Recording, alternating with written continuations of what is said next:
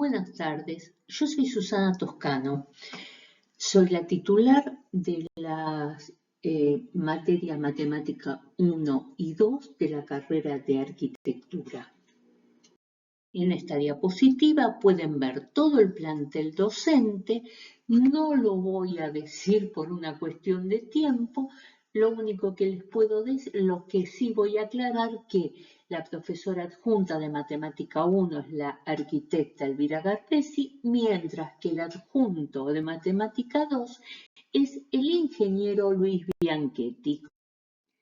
El objetivo de esta presentación consiste en contarles cuál es la postura de la cátedra que va a marcar la forma en que se dictarán los contenidos. Cuando hablamos de matemática, solemos pensar que la matemática es la producción de unos cuantos esquizofrénicos, por supuesto los matemáticos, pero en realidad no es así. En cada momento histórico, la cultura, la ciencia, la religión y la filosofía responden a la visión que tiene la sociedad del universo en ese momento. En este gráfico se ha desarrollado una línea de tiempo vinculando cada época con los modelos científicos imperantes.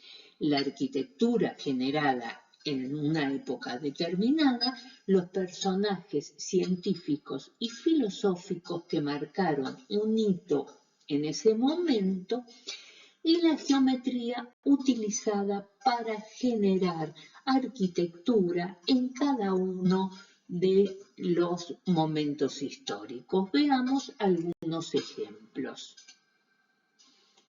A partir de Pitágoras, en el siglo V a.C., con su concepción mística del número y la sistematización que realizara Euclides en el siglo III a.C. de los conceptos de astrónomos y matemáticos que le precedieron, se ubica la matemática en un lugar de irrefutabilidad. A partir de ese momento será la geometría la encargada de interpretar el perfecto orden del universo mediante el número. Y se transformó en la herramienta capaz de generar y ordenar el espacio arquitectónico. Este hecho perduraría en los siglos hasta llegar a nuestros días.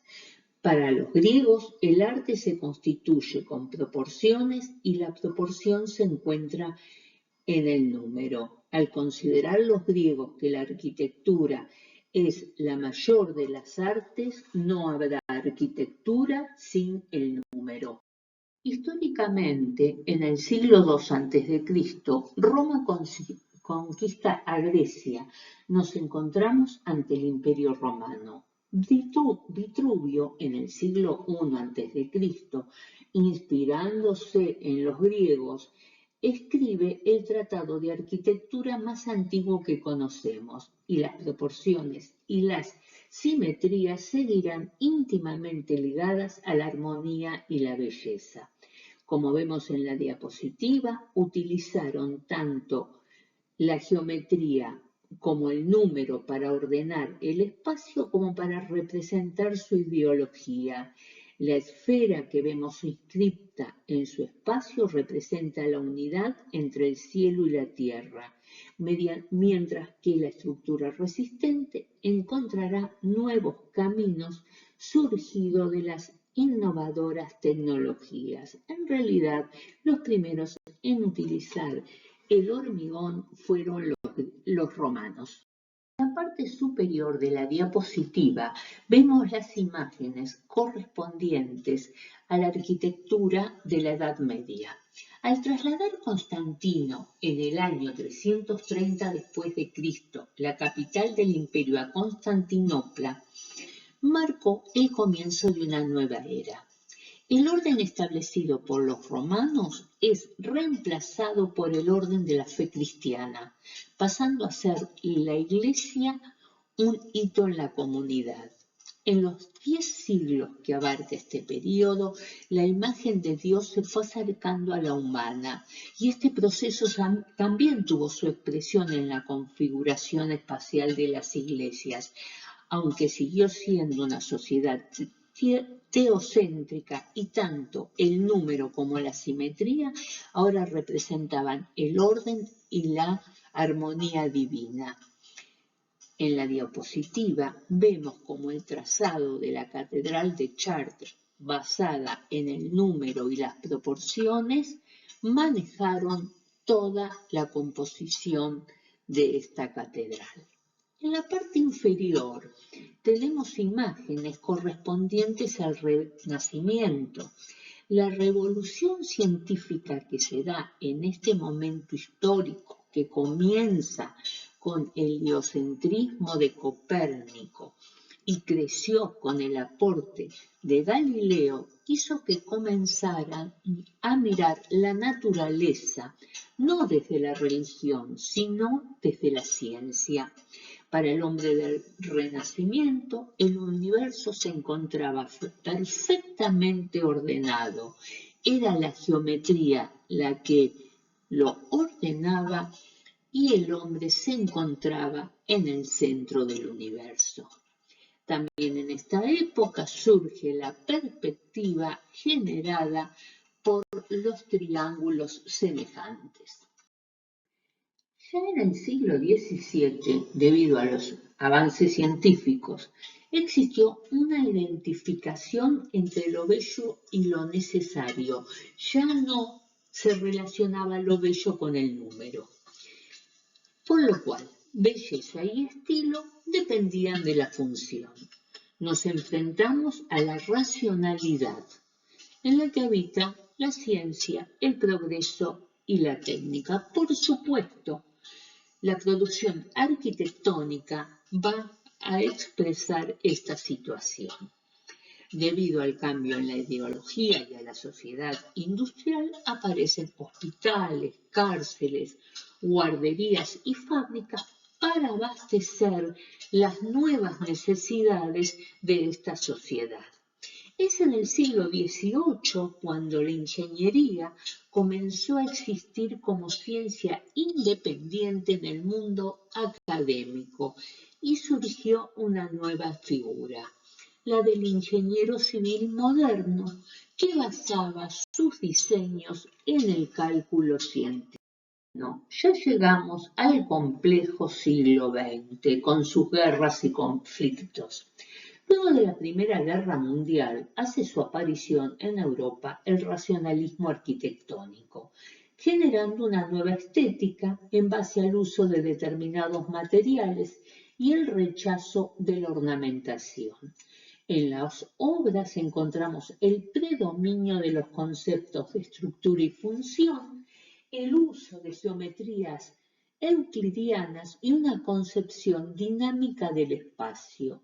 En el proyecto resulta fundamental la utilización de la geometría como ordenadora del diseño y el cálculo para la concreción. Le Corbusier llega a generar un sistema de proporciones para aplicar a toda la obra según las medidas del hombre. La materia matemática 1 termina acá, pero como la historia sigue, veamos un poco lo que van a ver en matemática 2. Como pueden ver, aquí reina la ausencia absoluta de la geometría euclidiana. ¿Por qué? ¿Esto es un capricho del diseñador? ¿Es una necesidad? Y si es una necesidad, ¿a qué responde? Veamos un poco. La matemática en general ha evolucionado. La geometría euclidiana es solo una parte muy pequeña de ella. La tecnología hizo mucho para lograrlo. La arquitectura toma los elementos de los que se valió la ciencia para evolucionar. Y es así que hoy en la arquitectura utilizamos para diseñar las variaciones del tiempo y el movimiento. Y ya no usamos nada más que causa y efecto, o función, forma, función. Hoy tenemos muchas causas que tenemos que considerar para diseñar. La tecnología nos va a permitir eso. Y eso es lo que van a ver en Matemática 2. Pero antes de terminar, voy a ponerme un poco pesada y les voy a decir cómo van a hacer para aprobar la materia, que en realidad creo que es lo que ustedes quieren saber. En realidad tenemos 3 formas para aprobar las asignaturas. Ustedes van a elegir cuál. Pueden aprobar por promoción directa, como alumno regular y como alumno libre. Cada una tiene su modalidad. Veamos cómo se hace para promocionar en forma directa. Esto significa sin examen final. Para aprobar sin examen final, deben cumplir el 80% de asistencia a clase.